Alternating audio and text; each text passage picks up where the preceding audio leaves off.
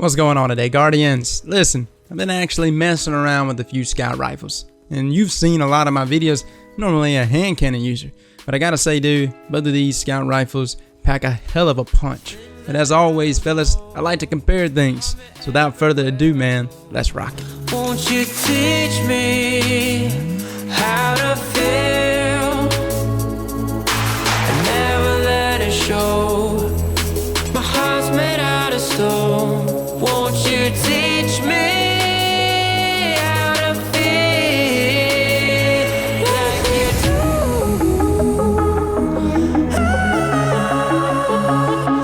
Won't you teach me?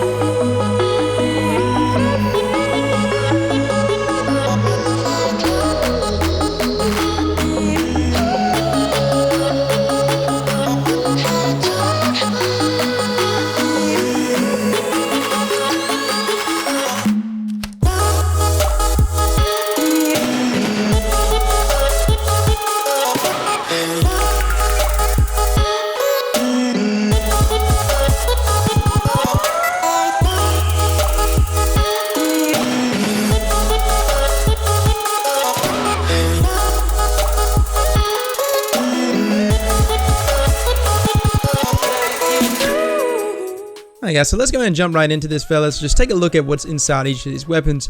You might already know what's inside of Jade Rabbit, but I'm going to still go over it anyways. So the Fatal Fools perk, of course, chaining body shots to gain bonus damage on your next precision shot, and returning ammo, which to me is the bigger deal right there, the returning ammo perk. You've got soft ballistics, CQB, and smart drift. I keep mine on smart drift just to give myself just a little more in that stability area, and it doesn't take anything away from my impact, which is key there. Spray and play, increase the reload speed of this weapon when its mag is empty, extended mag, and Zen moment. Zen moment is not really a perk that I jump up and down about, but as far as the Jade Rabbit goes, and probably most of your higher impact at low rate of fire scouts, Zen really does work, man, surprisingly enough. I don't know if it's because of the massive amount of damage you do per shot. Now let's take a look at my Colovance's duty. And this thing's pretty damn nasty, man. I got true sight with it, which is actually a really nice sight to have, simply because I get a wide range of visuals on everything. So it's not like scoped in such as these other ones that really focuses in. Now, of course, you can rock focus firing, which is not a bad one as well. But again, true sight tends to be the best one for me. Nice support, not another perk that I'm really just jumping for joy about, but it is what it is. Injection mode, which I actually really like it here on a scout rifle because I want something with faster handling and increased stability, and I don't mind really killing my range a little bit because, I mean, to be honest with you guys, a lot of our maps are not taking a lot of advantage of the long ranges on some of our scout rifles, so you're not really going to be putting that to much use. And then at the end of this, reactive reload. You probably saw me two-shotting people, man, and this thing is really nasty when you get it to proc for you, man. And so with the ability, I was hitting 97 a headshot, and that was, and of course, giving me the ability to two-shot Guardians there. So guys, let's go ahead and jump into some gameplay real quick. Alright guys, so let's go ahead and start talking about its engagements, and I'll go over some of the perks and stats of it as well. You already seen the perks, reactive reload, which is the big one there. But again, reactive reload is good, but I don't necessarily like something that has to work for me after I get a kill. You see where I'm coming from? As in, I want something to always be reliable in 1v1 engagements. I'd rather take a loadout and a perk set that would do that for me. Now, as far as the stats go, I will say the aim assist is what's really lacking in this area there at 26. It's not a beautiful stat there by any means. Now, the other side of things, you know, stability doesn't look good either. That's also a very a bad perk as well, I guess, you know, below average. Your range perk is really good, but again, like I said, range is not necessarily just a huge deal with your scout rifles. Not when it's when every one of your scout rifles have, you know, 70 range and plus, most of them. So let's go in and start talking a little bit of how I felt as far as its engagements go. A lot of times I had to play back. As you see right here, I'm playing back with it. Not a lot of up close and personal engagements. But again, whenever reactive reload was hitting, man, it was hitting, dude. I'm talking about absolutely nasty. If I had an outlaw, it would have been perfect with it. But see, look at this guy right here. Two-shot him to hell and back, man. It is extremely deadly to have here on the scout, dude. And I don't know. I just couldn't believe how fast it was killing people. I knew reactive was very strong, but I never had it on such a high impact scout as this one. And so to see that in action was mind-boggling. Alright guys, so let's hit up a little bit about Jade Rabbit, man. You know, I showed a little bit of the gameplay. Again, same archetype here, fellas. One thing I really want to take note of is the aim assist is much healthier there at 75. I know a lot of people don't really want to lean on aim assist, but it isn't a factor in this game, especially when you go up against a gun such as like Mida. In recoil direction being really nice there at 100, making everything really nice and vertical. Now, what are some of the things that really makes Jade different? And that's the thing about it, man. What's exotic about Jade?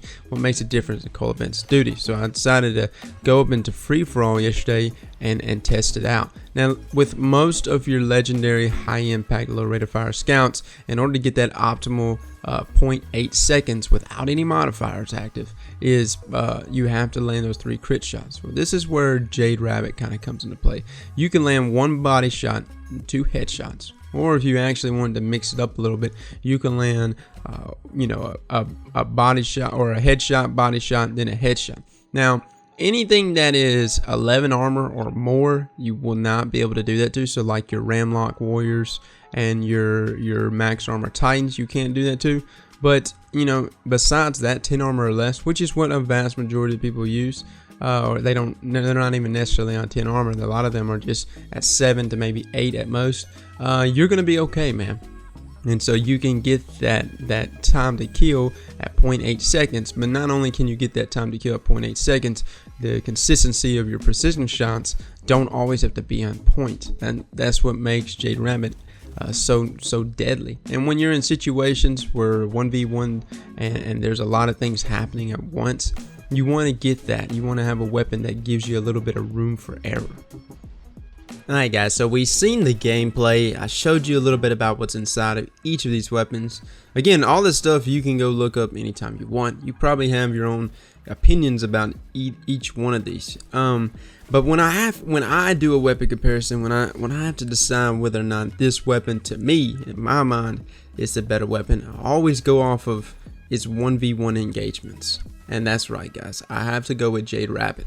It's not that Colovance's duty lacked in any kind of way. I thought it did great once I got reactive reload. But I felt Jade Rabbit's ability to go into 1v1 situations, even at the mid-range to even close-range situations, I found it to be much more forgiving in that aspect, that I was allowed to land that 1 body shot and then 2 crits if I absolutely had to, and still have that optimal 0.8 kill time. Now, all those things are very important, because if you're getting gunned down in the process, those kill times is extremely important to get off in order to kill them before they kill you. And so that's why I find you know, this weapon to be better than Colovance's duty. Again, man, to me it's all about the 1v1 engagements. True, reactive reload is a beautiful thing once it gets rolling, man. When you see those 2-shot kills, I was just like, man, this is nice. That is a beautiful sight. But at the same token, I have to purely base my opinions on not necessarily the perks of the weapon, because you can get, you know, you can get Hand of Judgment and Badger and all those other weapons with great rolls. But I have to base my judgment off of its 1v1 engagements, how it handles itself in those situations. And like I said, Jade Rabbit seemed to pull it out of the hat for me. Ha! Pun. You like that? Alright guys. Anyways, thanks so much for coming and watching this weapon comparison, man. It's been a while. It's been a while since I did weapon comparison for me. And so I hope to do some more of these. You know, there's not really a whole bunch of stuff to really compare anymore. But with Rise of Iron coming out, I'm sure we'll be comparing everything, man. Apples to oranges, bananas, everything in the world. So we'll be figuring something out. Anyways, fellas, thanks so much for coming and watching. I'll catch all of you later. Hey, guys, let's just stand on this water tower and win this real quick. I don't want these guys to win. I'm gonna try this. Oh shit. Oh shit. Oh my god. Alright. Slap that like button like your mama told you right.